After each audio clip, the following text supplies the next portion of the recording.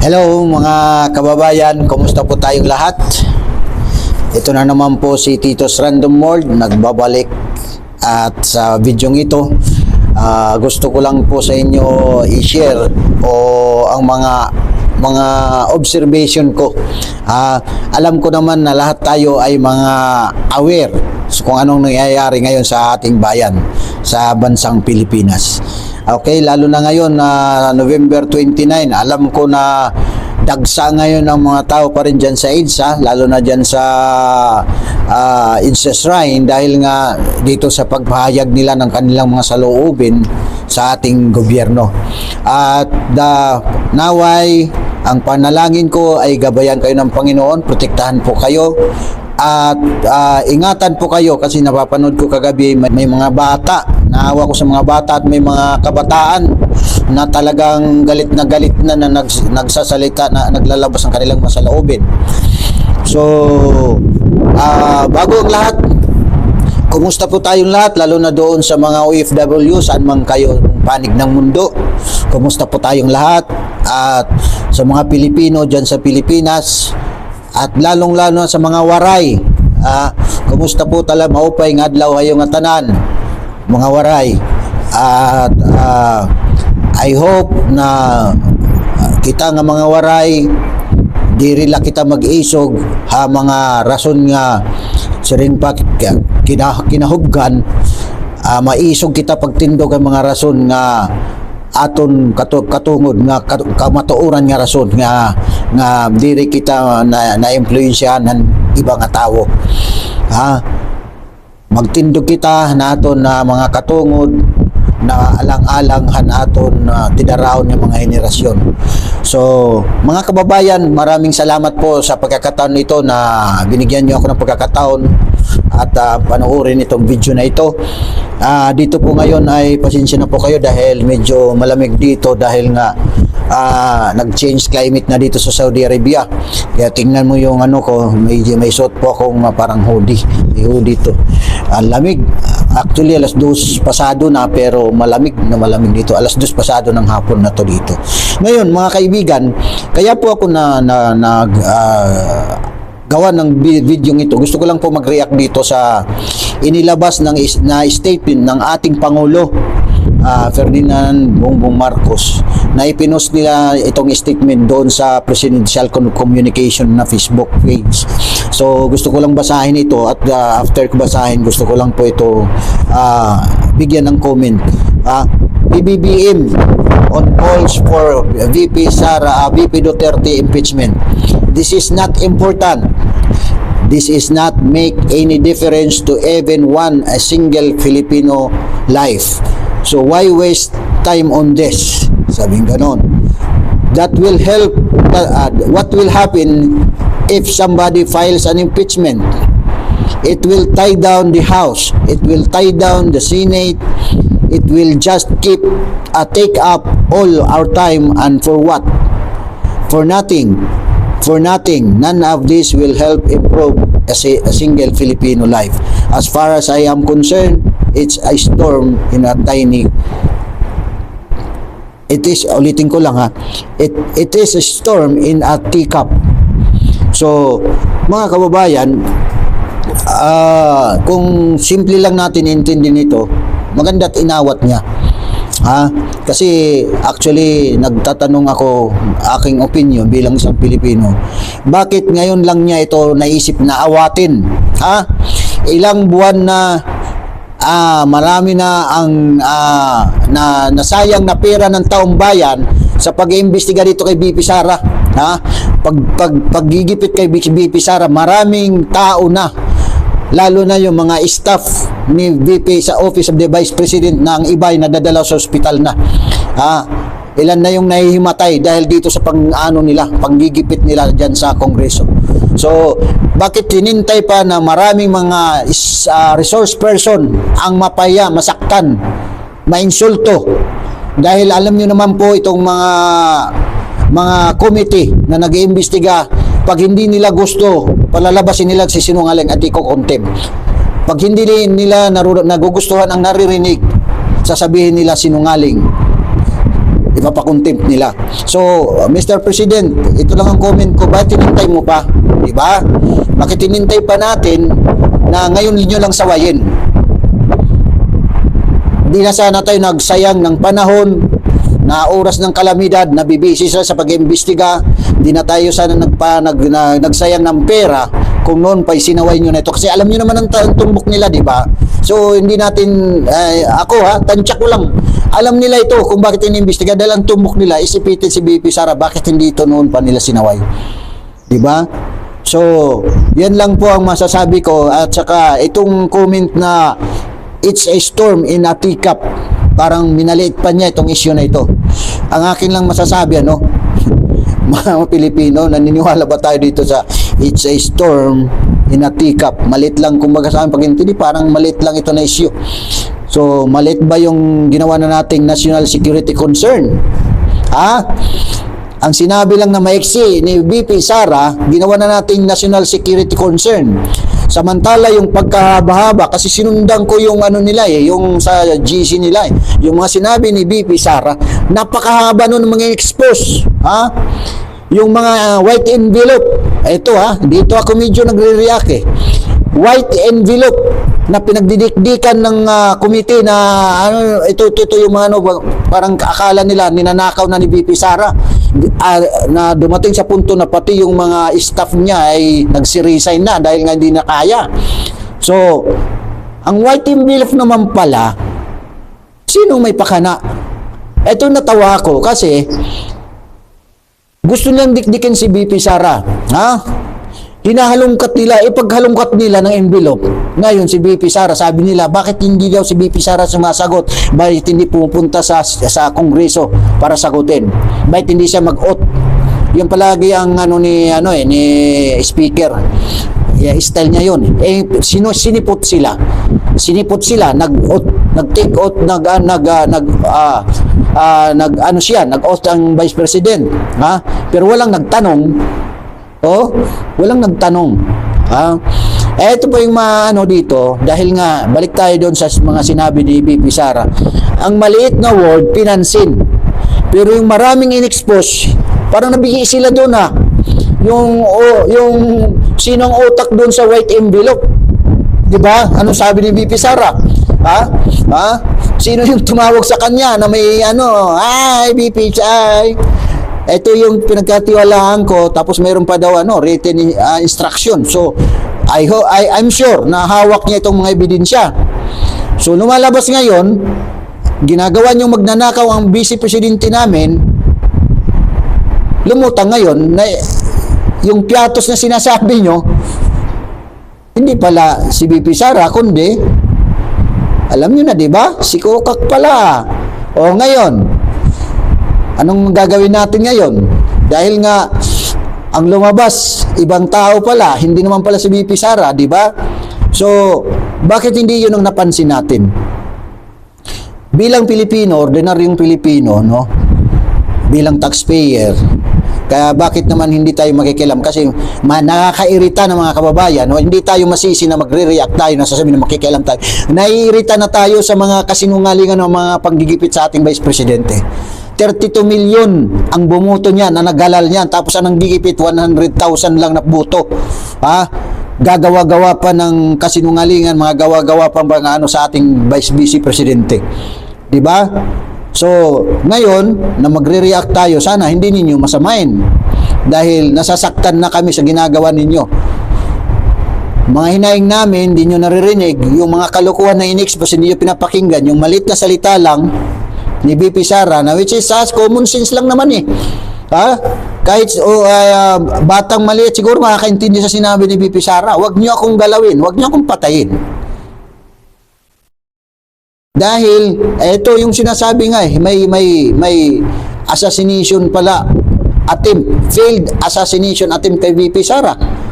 So, di ko alam kung gaano ito katotoo, pero yun daw ang cause bakit may sugat sa dito sa leg. So, yun nga, sabi ni BP Sara, bakit hindi alam ito na bakit may intelligence fund daw PNP?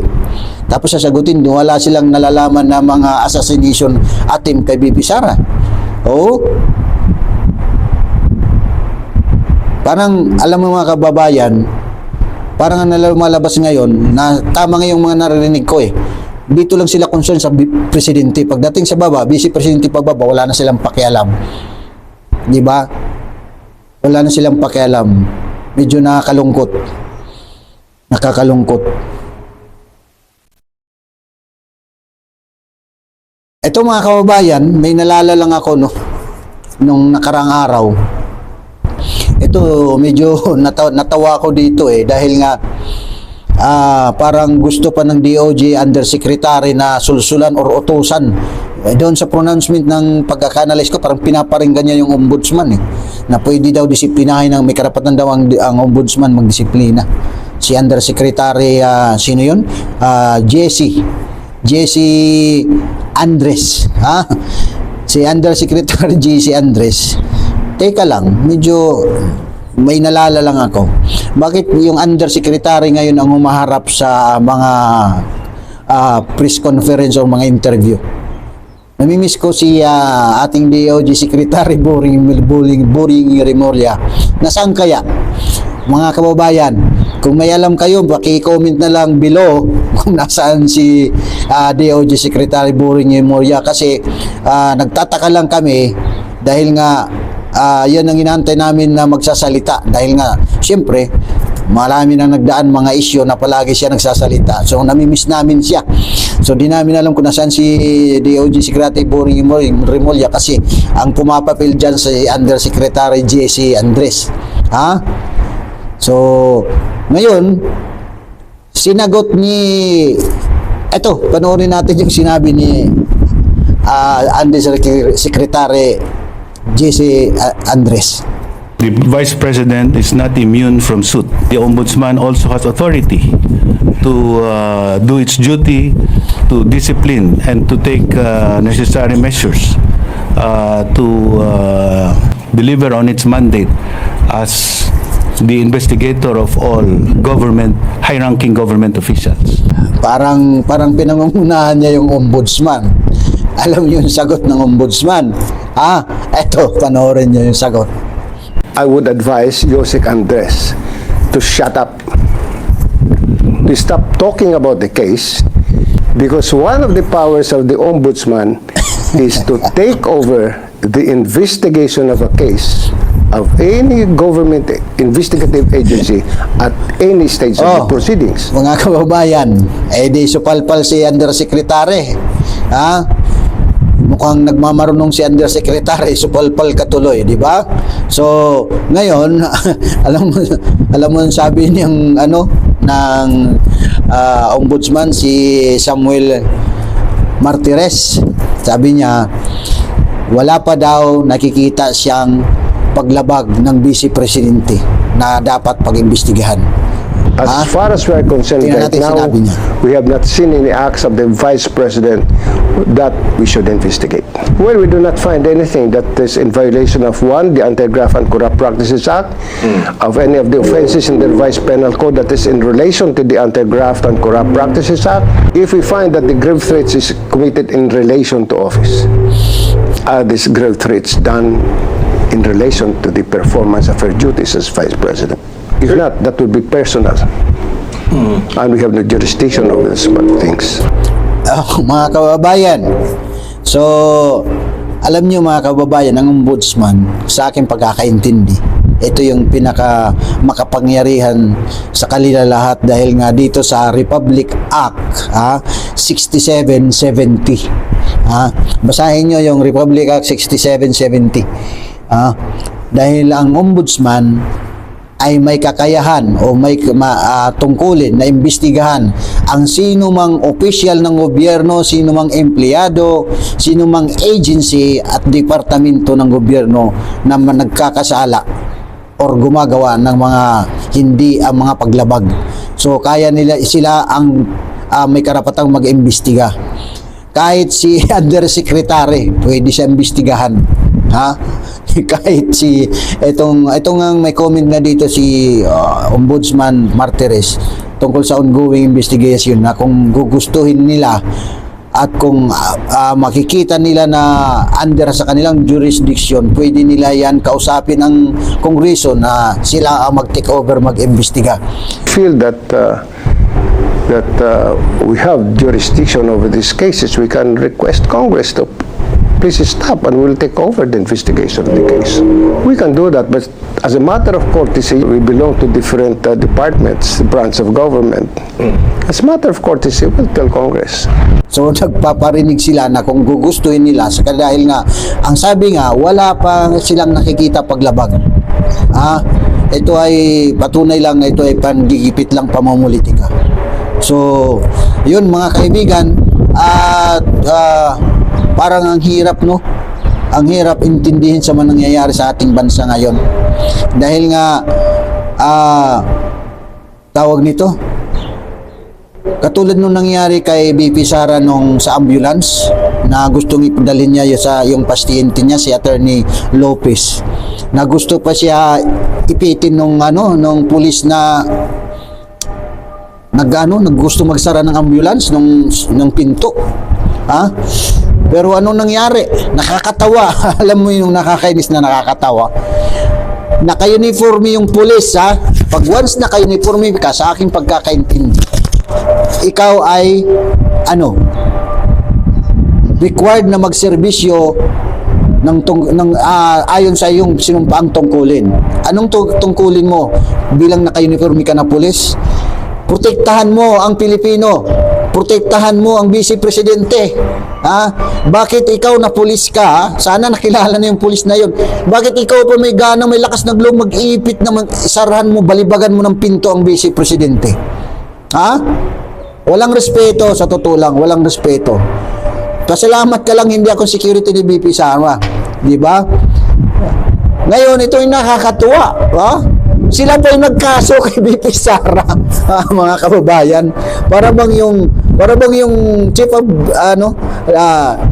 staff ni BP Sara na si Atty. Lopez, yung convicted criminal, supporter ng terorista, yun yung nagpakulong sa abogado. Ngayon naman, yung pulis, yun din na gusto pa mag-iipit kay BP Sara, yun pa nagkaso.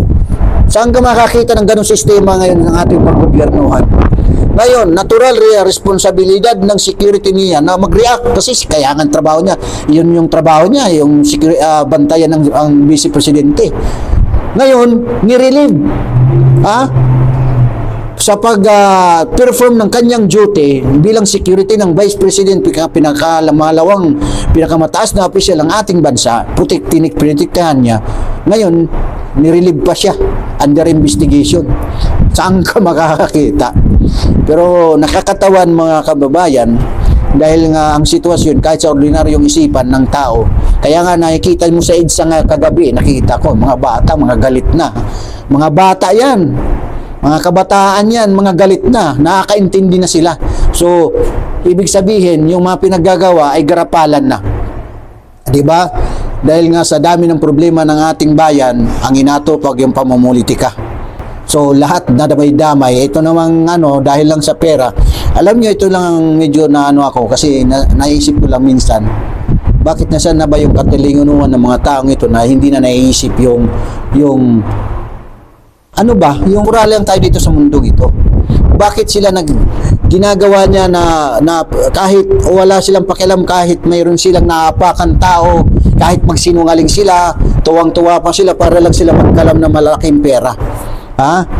Gusto lang nila magkalam ng impluensya na malalaking pera. Gagawin nila lahat kahit alam nilang kasinungalingan, alam nilang may masasaktan, alam nilang may masasagasaan. So, ang hindi nila alam, tayo ay temporary lang dito sa mundong ito. Di ko lang alam kung bakit hindi nila yan naiisip. So, anhin mo yung pera kung pagkatapos ng termino mo, sabihin na natin, hindi ka mapababa sa mga galit na galit kasi nakikita mo ngayon dyan sa Pilipinas, galit na ang mga Pilipino.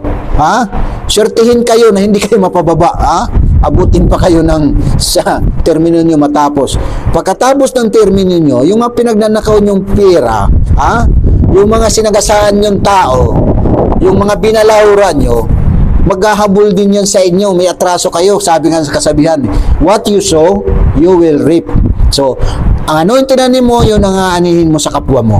So ngayon, ikaw naman ang habulin. So sayang ang pera na sumikapan mong kunin na kahit anong sa masamang paraan, na kahit pa mayroon kang inaapin tao, binabalahurang tao, mayroon nilabag na karapatan nila.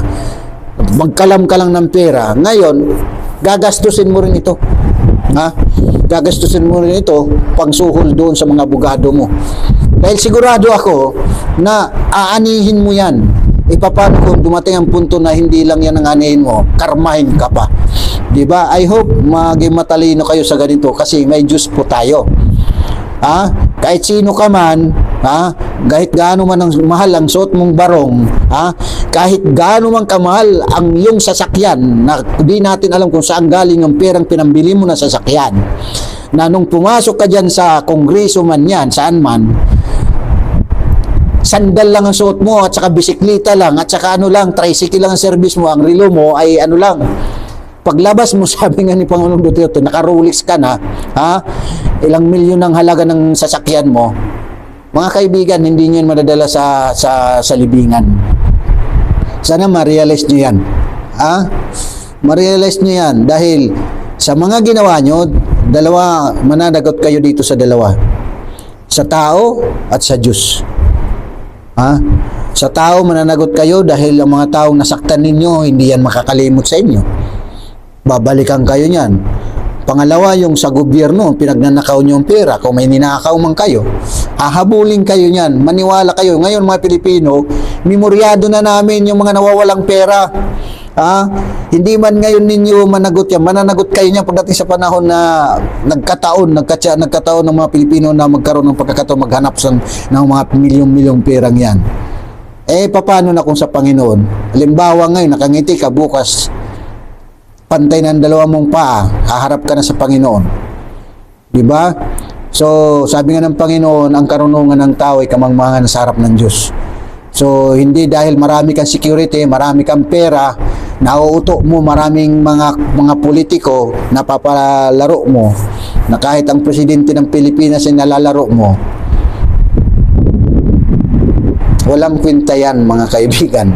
Lalo na sa ating mga may edad na. Ang buhay natin ay takip silim na.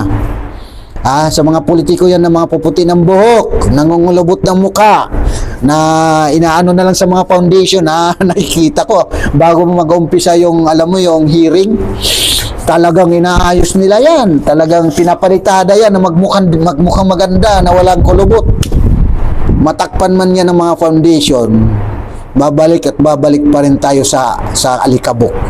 So, pag bumalik tayo sa alikabok, yung mga pinaghirapan nyo na mayroong mga taong sinagasaan nyo, binalahuran nyo, dahil lang doon sa pag-kamkam nyo ng kapangyarihan at ng pera, kagagahaman, walang kwenta yan. Ang issue dito is, ano yung maiiwan yung istorya sa pamilya ninyo, sa henerasyon na susunod pa. Ano ang gusto nyong iiwan na istorya ng buhay nyo? Gusto nyo ba yung mamamatay kayo na yung pangalan nyo ay kinamumuhian ng tao? Siguro naman magkaroon tayo ng pagkakataon na mag-isip na ano bang iiwan nating istorya ng ating buhay, na mawala man tayo dito sa mundo, may iiwan tayong alaala sa kanila. Huwag sana tayo dito alis sa mundong ito na ang iiwan natin ay kasuklam-suklam sa mga tao na kahit pagbigkas lang ng pangalan mo, ayaw na nilang bigkasin. So, maraming salamat po sa inyong panonood sa videong ito. At kung hindi pa kayo nag-subscribe, mag-subscribe na po kayo dito para ma-update kayo sa mga susunod pang mga video ni uploads. So, maraming salamat. God bless us all. God bless the Philippines.